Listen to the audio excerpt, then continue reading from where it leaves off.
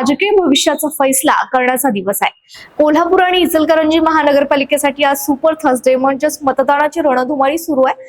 सकाळी 7:30 वाजल्यापासून कोल्हापूरकरांनी मतदानासाठी रांगा लावल्या होत्या।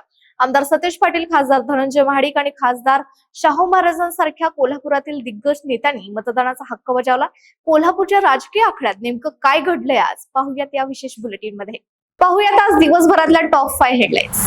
खासदार शाहू महाराज, आमदार सतेज पाटील, खासदार धनंजय महाडिक आणि जिल्हाधिकाऱ्यांनी बजावला मतदानाचा हक्क। चांगले उमेदवार निवडून दिल्यास शहराचा विकास निश्चित, खासदार शाहू छत्रपती यांचं वक्तव्य।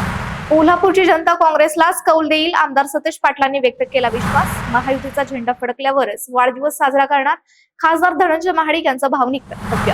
कोल्हापूरच्या विकासासाठी जनता महायुतीला साथ देईल, आमदार राजेश क्षीरसागर यांचा दावा।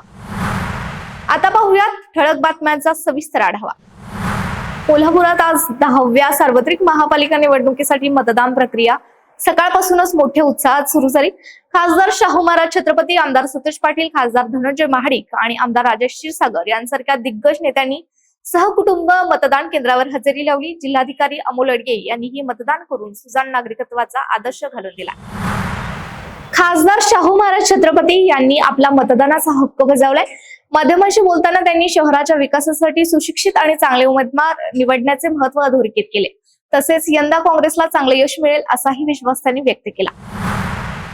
आमदार सतेज पाटील यांनी कसबा बावडा येथील यशवंतराव पाटील विद्यामंदिरात सहकुटुंब मतदान केलं। विकासाच्या मुद्द्यावर कोल्हापूरकर नेहमीच काँग्रेससोबत राहिलेत आणि या निवडणुकीतही काँग्रेसच भारी ठरेल असं सांगत त्यांनी सुज्ञ मतदारांना मतदान करण्याचं आवाहन केलं। खासदार धनंजय महाडिक यांनी रुईकर कॉलनी इथं मतदान केले। आज आपला वाढदिवस असूनही महायुतीच्या विजयाचा गुलाल हाच माझा खरा वाढदिवस असेल असं भावनिक विधान त्यांनी केलं।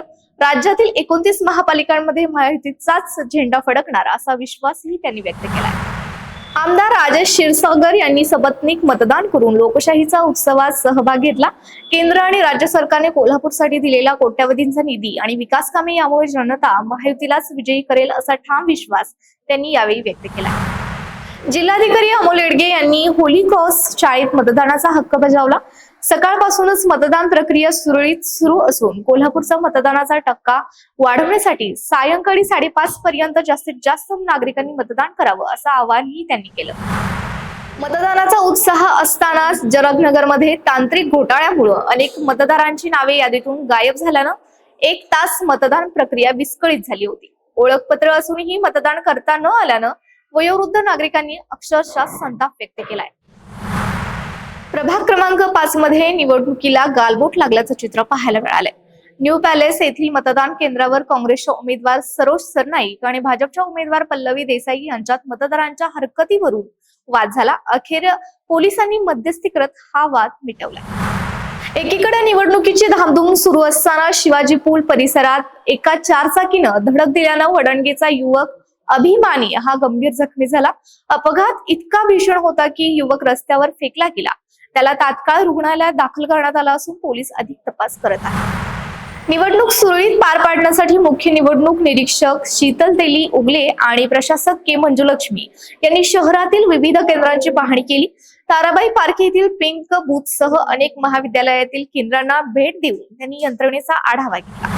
तर या होत्या आजच्या ठळक घडामोडी। आजच्या या विशेष निवडणूक बुलेटिनच्या सविस्तर विश्लेषणासाठी आणि उद्याच्या निकालाच्या अपडेटसाठी पाहत रहा तरुण भारत कोल्हापूर। तसंच जिल्हाभरातल्या ताज्या घडामोडींसाठी आजच आपला तरुण भारत संवादचा पेपर खरेदी करा आणि रोजच न चुकता वाचा। अशाच नवनवीन अपडेट्ससाठी पुन्हा भेटूया। तोपर्यंत नमस्कार।